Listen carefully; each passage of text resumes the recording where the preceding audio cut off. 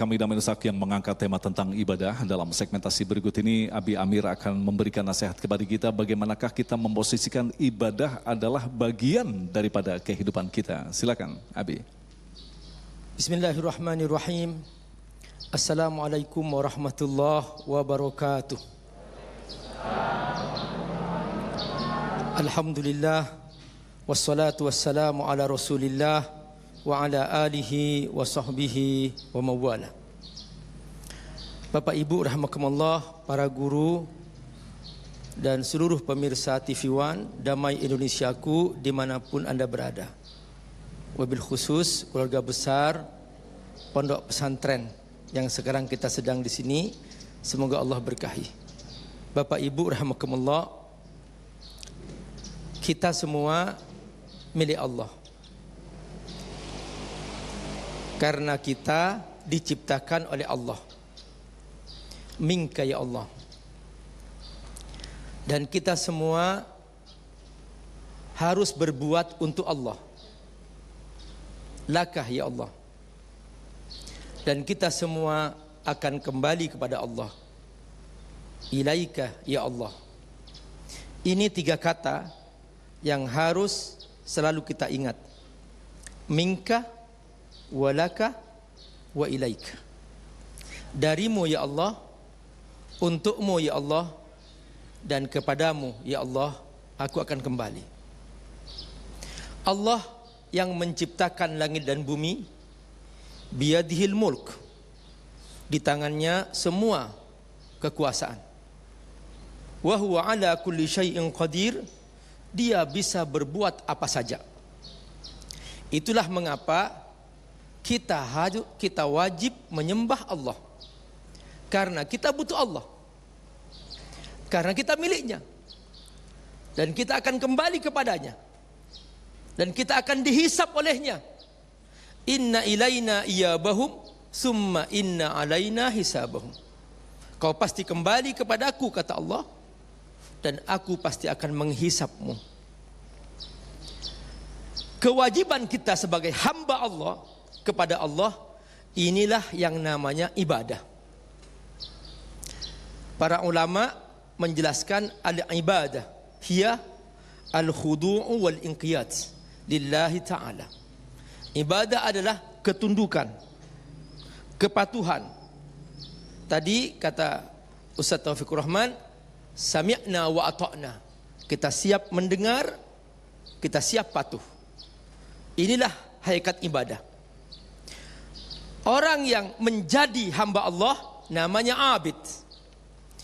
Orang yang selalu beribadah kepada Allah namanya abid. Kewajibannya namanya at-ta'abbud. Dan ini semua dirangkum dengan kata ibadah. Bahwa aku akan kembali kepadamu ya Allah, dan aku menyiapkan satu amalan yang kau ajarkan. Inilah namanya ibadah. Allah subhanahu wa ta'ala memberikan panduan bagaimana cara kita beribadah. Panduan ini disebut Al-Quran. Karena itu dari awal sampai akhir Al-Quran berbicara tentang ibadah. Begitu kita buka pembukaan Al-Quran, langsung Alhamdulillahi Rabbil Alamin, bahwa di antara ibadah bersyukur kepada Allah.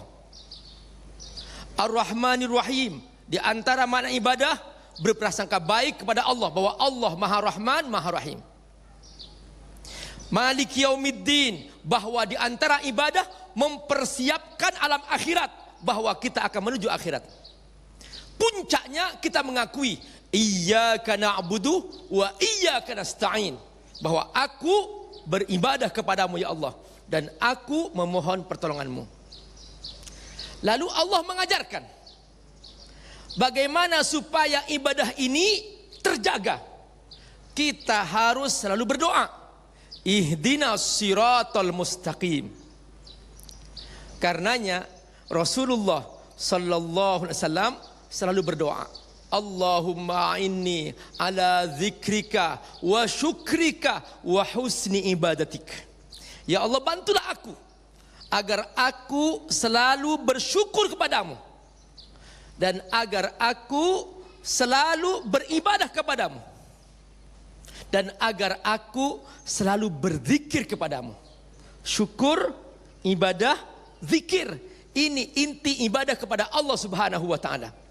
Kalau kita bersungguh-sungguh membuktikan tiga-tiganya dengan sungguh-sungguh, insya Allah kita diakui oleh Allah sebagai hambanya. Caranya banyak berdoa.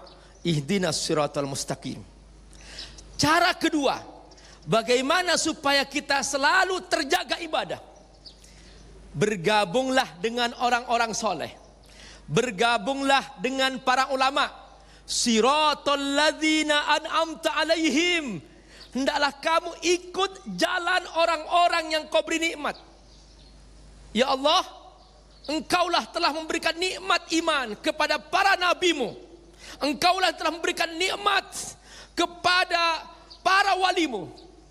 Maka kami hambamu ya Rabb, kami siap patuh ikut mencontoh mereka. Siratal ladzina an'amta alaihim minal anbiya was-siddiqin wasyuhada'i was-salihin. Kita semua mencontoh mereka.